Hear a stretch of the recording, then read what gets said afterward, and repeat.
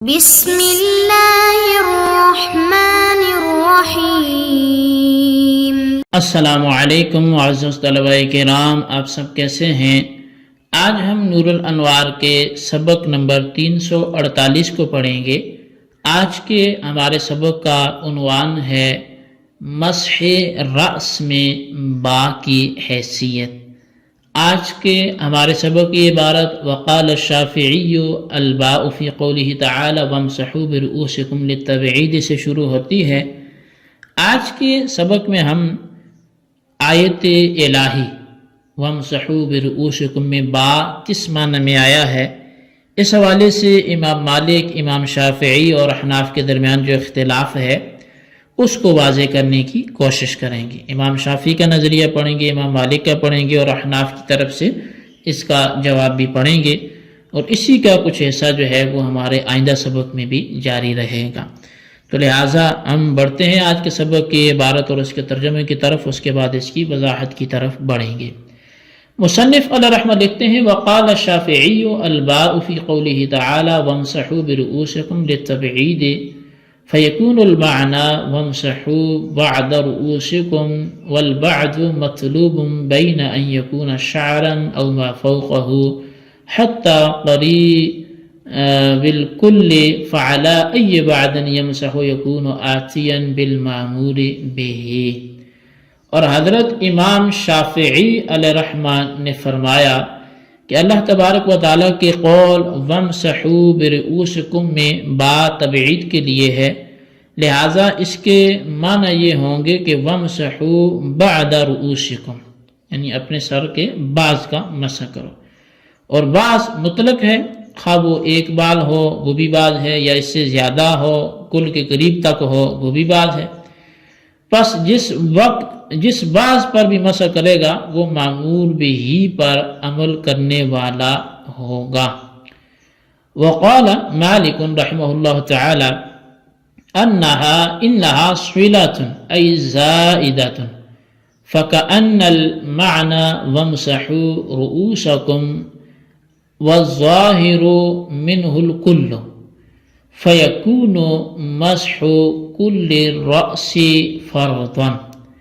اور امام مالک رحمۃ اللہ تعالی علیہ نے فرمایا کہ حرف با صلہ کا ہے، یعنی زائدہ ہے، گویا معنی یہ ہوئے کہ وامسحوا رؤوسکم، اور ظاہر ہے کہ اس سے کل مراد ہے، لہٰذا ان کے نزدیک، امام مالک کے نزدیک پورے سر کا مسح یہ فرض ہوگا۔ وَلَيْسَ كَذَلِكَ أَيْ لَيْسَ لِلتَّبْعِيدِ وَالزِّيَادَةِ لِأَنَّ التَّبْعِيدَ مَجَازٌ فَلَا يُصَارُ إِلَيْهِ وَلَوْ كَانَ التَّبْعِيدُ حَقِيقَةً وَهُوَ مُوجَبٌ مِنْ لَزِمَ الِاشْتِرَاكُ وَالتَّرَادُفُ وَكِلَاهُمَا خِلَافُ الْأَصْلِ وَكَذَلِكَ الزِّيَادَةُ أَيْضًا خِلَافُ الْأَصْلِ بَلْ هِيَ لِلْإِلْصَاقِ حَقِيقَةً عَلَى أَصْلِ وَضْعِهَا۔ اور حالانکہ ایسا نہیں ہے، یعنی حرف با نہ تبعید کے لیے ہے نہ زائدہ ہے، اس لیے کہ جو تبعید کا معنی ہے وہ مجازی ہے، یعنی تبعید مجاز ہے، اس کی طرف بلا ضرورت رجوع نہیں کیا جائے گا۔ اور اگر تبعید کے معنی حقیقی ہوتے، حالانکہ تبعید من کا مقتضا ہے، تو اشتراک اور ترادف دونوں لازم آئیں گے، اور یہ دونوں ہی خلاف اصل ہیں۔ اسی طرح زیادت بھی خلاف اصل ہے، بلکہ حرف با اپنی اصل وضع پر الصاق کے لیے حقیقت ہے، اور تبعید مسح رأس میں دوسری وجہ سے آئی ہے۔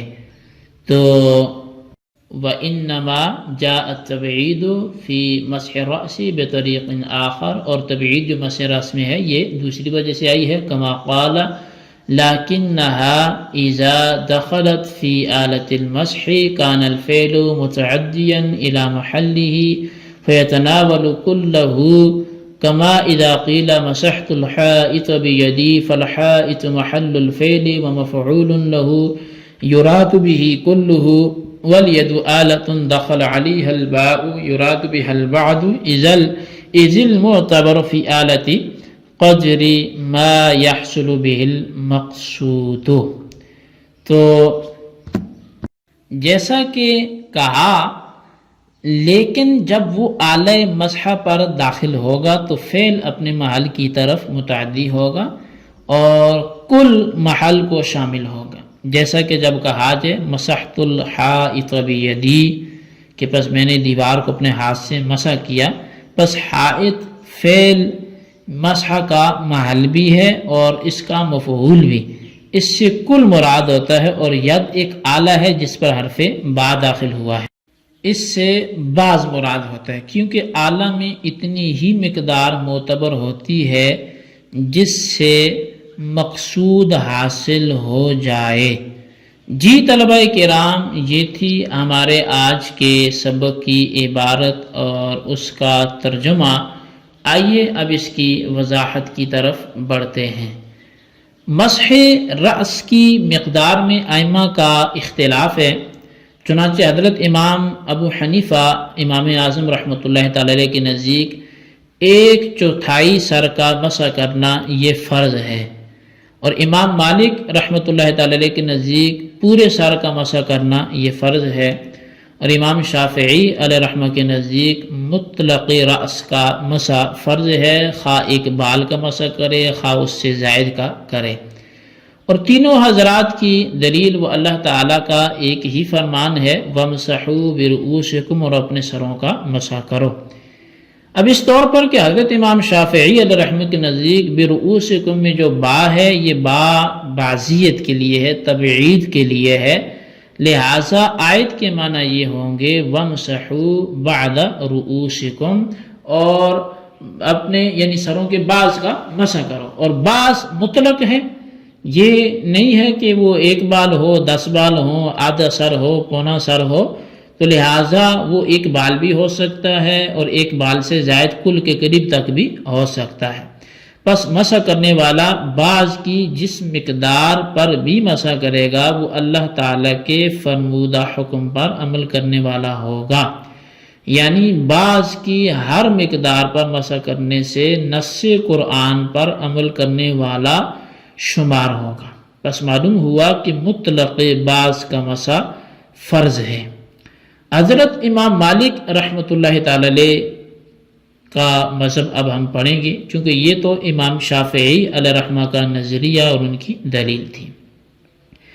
امام مالک رحمۃ اللہ تعالی نے فرمایا کہ یہ با صلہ کا با ہے، یعنی یہ زائدہ ہے، کیونکہ فعل مسح بلا واسطہ متعدی ہوتا ہے، لہٰذا بات تاکید کے واسطے زیادہ کر دیا گیا. جیسا کہ وَلَا تُلْقُوا بِأَيْدِيكُمْ إِلَى التَّهْلُكَةِ میں با زائدہ ہے. تو بہرحال جب بِرُؤُوسِكُم میں با زائدہ ہے تو آیت کے معنی کیا ہوں گے وَامْسَحُوا رُؤُوسَكُم کہ اپنے سروں کا مسح کرو. اور ظاہر اس سے پورا سر مراد ہے، کیونکہ رأس پورے سر کا نام ہے نہ کہ با سر کا.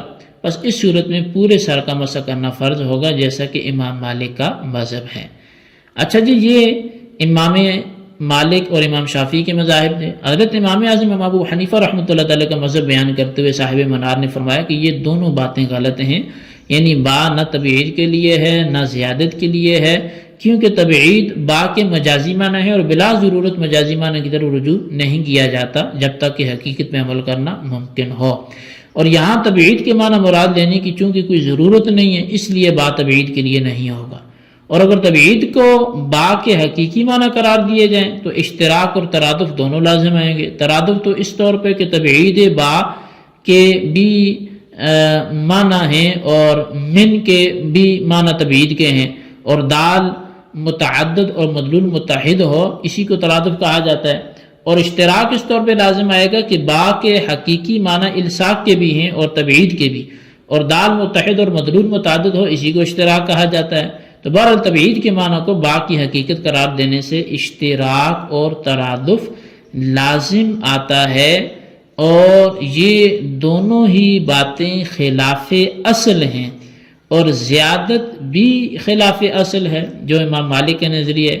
لہٰذا یہاں با نہ تبعید کے لیے ہوگا اور نہ زیادت کے لیے ہوگا، بلکہ وہ اپنی اصل وضع کے لحاظ سے جو اس کی حقیقی اور لغوی معنی ہے وہ الصاق کے لیے ہوگا۔ جی طلبہ کرام، یہ تھی ہمارے آج کے سبق کی عبارت، اس کا ترجمہ، اس کی وضاحت۔ جتنا ہو گیا اتنے کو نوٹ کریں، اس کو یاد رکھیں۔ اب اس پر احناف کا مذہب جو ہے وہ اس کی حقانیت کیا ہے، چونکہ احناف بھی تو پورا وہ معنی نہیں لیتے، یعنی نہ بازیت کا معنی لیا نہ زائدہ لیا، لیکن جو بس ہمارے یہاں فرض ہے وہ چوتھائی کا فرض ہے، تو وہ پھر استدلال کس طرح ہوا، تو یہ ساری باتیں انشاءاللہ ہم آئندہ سبق میں سمجھنے کی کوشش کریں گے۔ جتنا پڑھا اس کو یاد رکھیں، اس کے خلاصے کو رجسٹر پر لکھیں، بالخصوص ان سوالات کے جوابات دیں۔ سوال نمبر 1 یہ ہے کہ سر کے مسح کے حوالے سے ائمہ کرام کی مستدل کون سی آیت ہے وہ تحریر کریں، اور سوال نمبر 2 یہ ہے کہ امام شافعی اور امام مالک کا نظریہ بعد دلیل تحریر کریں۔ اللہ تبارک و تعالیٰ سے دعا ہے جو کچھ ہم نے پڑھا سنا اسے یاد رکھنے کی توفیق نصیب فرمائے، آمین بجاہ النبی الامین صلی اللہ علیہ